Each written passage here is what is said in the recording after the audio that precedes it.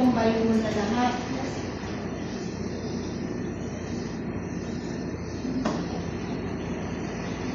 Right-click ka na dito sa options. Display. In order. Pag-uwihan natin. Wala akong tawag. Apply and close. Close. Yan. Okay, class. Now, this, ano ito pinakita sa ano? Tingnan mo nga yung layers. Yung layers. Nakopya ba lahat ng layers?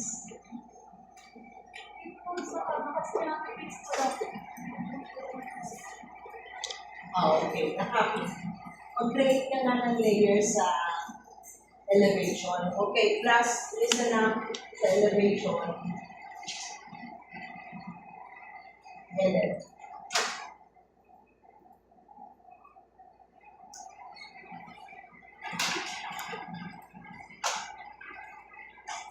Okay, ang wait mo blue na lang.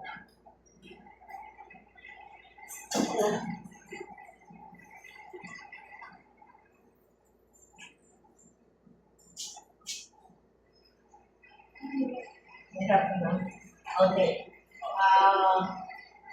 Punta ka sa elevations. Okay. Okay. Now, once you have all your files, tingnan natin ha. Gusto kong makita yung sa roof plan mo. Roof plan mo. Okay. Gano'ng kataas? Ito. Yung sa roof mo.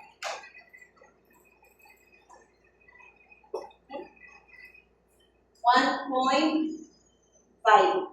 Okay. So, kung isipin ninyo, ito yung top ng truss. Okay?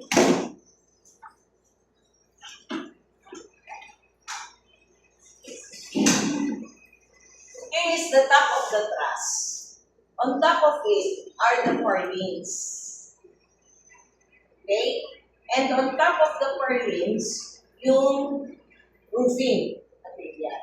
In other words, if this is the top of the truss, okay, madadagdagan yan ng 0.2 yung thickness. So, our final height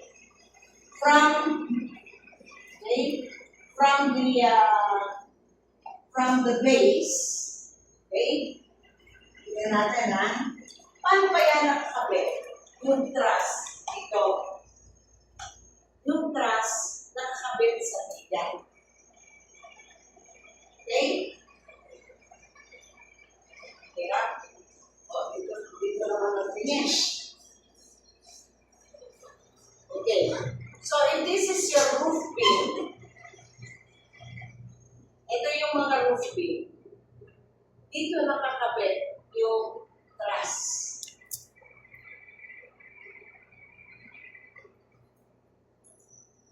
Dito siya nakakabit.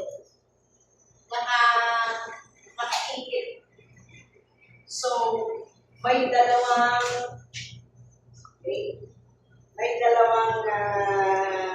tawag dito. Nakabuhos yan dito sa biga.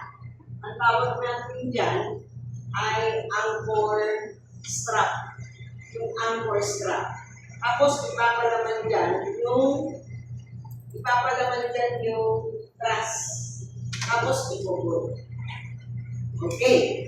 So, ano-anong level ang kailangan natin para ma-project ang elevation? Okay. First, the finished floor line. Ground floor finished line. Okay.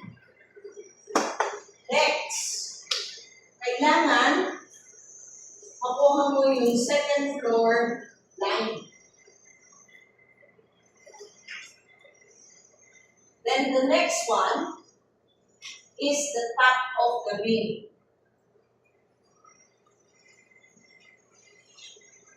So, ito tayo. Itong level na to. Okay? Ito yung wall natin. Tapos, may biga ulit din tayo para sa ground floor. Tapos, ito yung wall. Ito yung ground floor finish line. Siyempre, merong foundation niya. Okay? Kasi poste ito.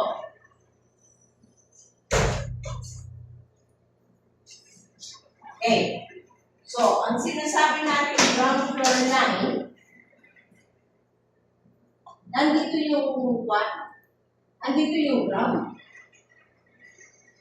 Pero, pinatungan na natin yan ng graba, pinatungan na natin ng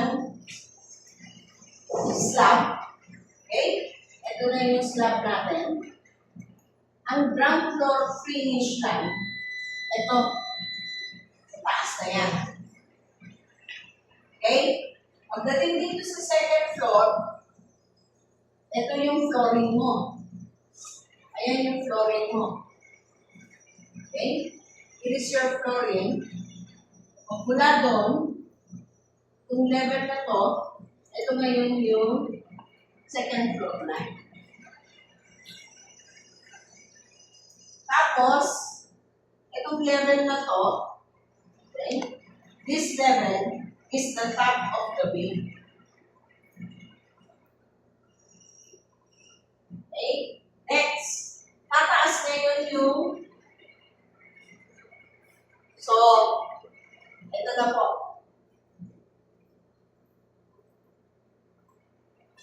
Ito yung wall natin. Halimbawa na. Ito na yung bahay natin. Okay? Next, yung roofing. Okay. Ang top ng truss nandito. Kasi, kung ito yung truss, okay, may purling pa yan. Tapos, merong yung roof covering. Magkakadiferensya yan ng 0.2. Ibig sabihin, yung top of roof, ang distance natin, 1.5 yung taas ng truss ninyo, dagdagan ng 0.2, magiging 1.7. Ito yung mga linyang kailangan natin para sa elevations. Okay, we are now projecting the elevations. So, go back to drawing 1. Okay, now, ito ang info na kailangan natin para ma-project ang elevations. First, yung schedule of doors and windows. Pwedeng makita kung ano ito. Window 2, window 1. Okay. Ito mga to. Window 2 pa rin. Okay. So, i-take note natin yan. Wala kang bintana dito. Ha? Bakit? Bakit sagad sa property line? Wala talagang bintana. Okay, wala tayong magawa dyan. Okay. So, zoom out. How do we project? Kailangan din natin yung roofing. So, ang roofing natin is 4 aguas. Okay?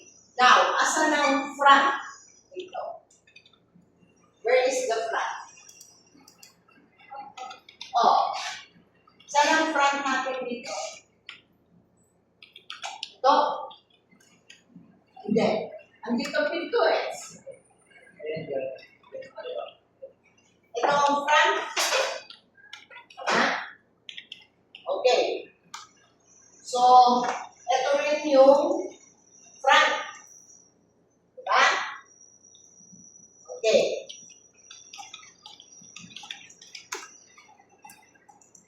Then you copy the whole thing. This one. Copy.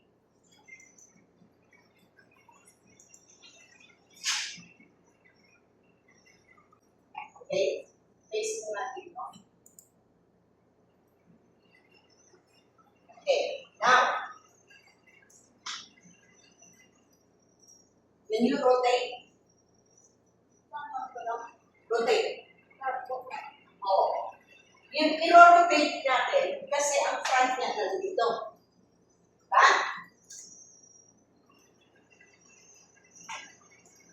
Right side, right side. Rotate by 90. So, 90. Just like 90.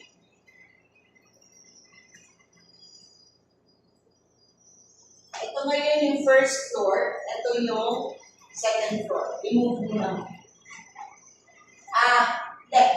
Okay na tayo dyan. Pag-i-erase na lang muna ito.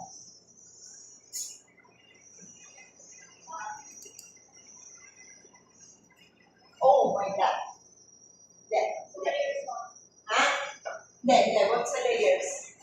Okay. Type undo. And then, type 4. Type 4. Okay. Ibig sabihin, inando natin kanina lahat yung four processes. Alisin mo muna yung grass. Erase. Okay. Now, gawin ulit natin yung copy.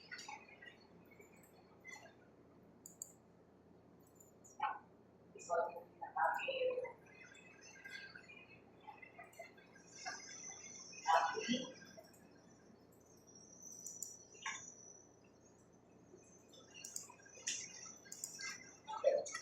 Save na tayo dyan. Now, rotate mo ngayon by 90 degrees.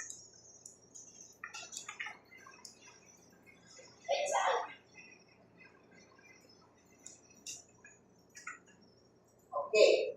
So, ito yung first floor line.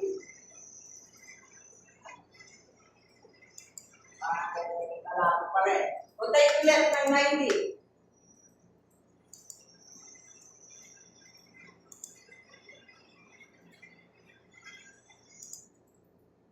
Thank you ulit. Tingnan niya. Okay. Asa na ang front?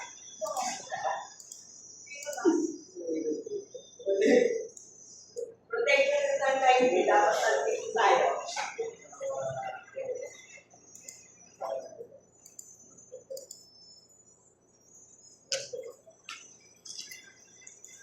Ang objective ko, ilagay sa baba yung front. Where is the front?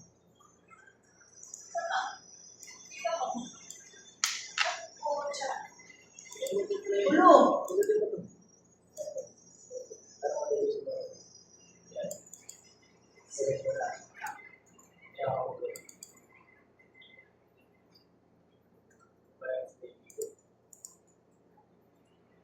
Papalik tayo sa original. Sige na.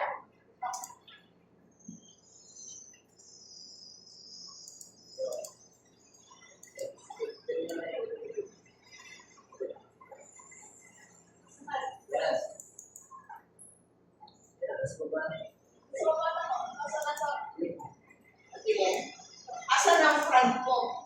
Ito na. Ito na tayo. Nasa front na tayo. Okay. Move this, the second floor.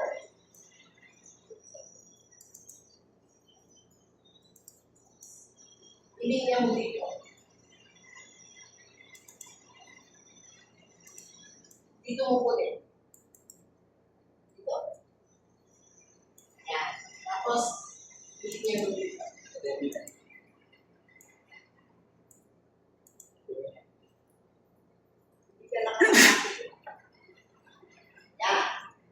na. Okay. Now, we're ready to produce our lines. Now, can you zoom in on your stairs? Ano yung height? Dito ko nakikita yung sandali lang. Asa ang ground floor? Ground floor. I want to see the ground floor. So, dito ang entrada. Okay? Now, pag pumanik tayo dyan, 1, 2, 3, 4, 5, 6, 7, 8, 9, 10, 11, 12, 13. 13 times 0.2, ang height nung para makarating ng second floor is ilan?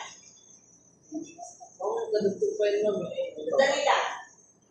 Ano may kadugtong? Asan ang kadugtong? Paligo siya mo eh. Asan ang palito? Ito. 13, 14. Bakit sa second floor? Patingin ng second floor. Yun. Okay. Papalit ako, no? Pagligo kong gano'n, ang sinalpo ko, goal.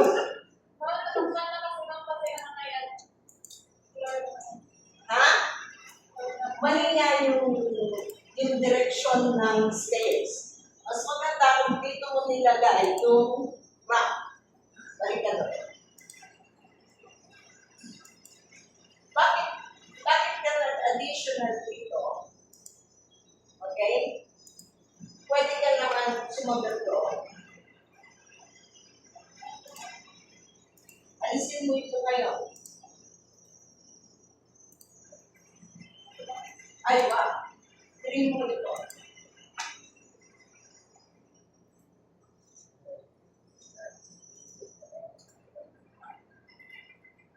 So, magdagdag tayo ng isa doon. Para 14 steps, magiging 2 point. Sigurado ka, ano yung width ng stairs? Apoy. Magtuna. 0.6 lang? Ito lang yung ano mo, pagdanan mo. Napakalimit ng hagdanan.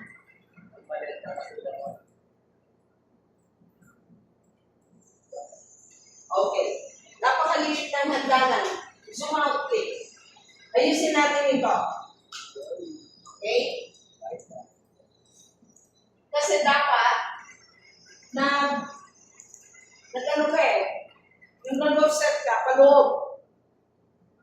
Kaya yung 1 meter mo, minus 0.2, 0.6 na lang. Bakit hindi natin ilagay sa palabas?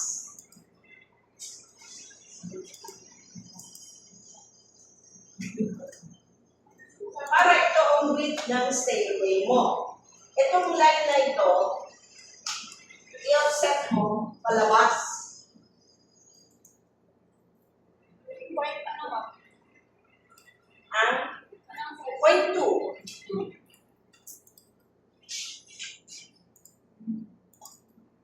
Tapos ganun din doon. Okay. Now, ano ba yan? The different angle.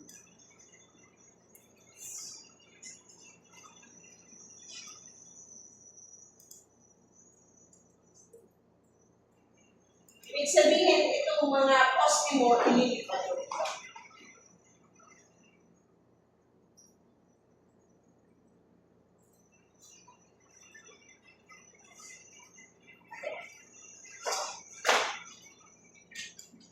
Yan, ito natin.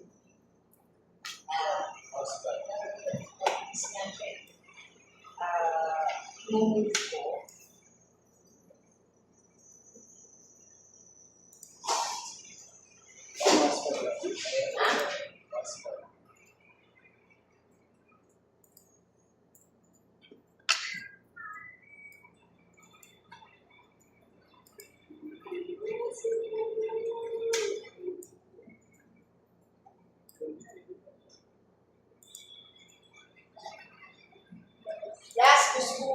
design better yung stairs, ha?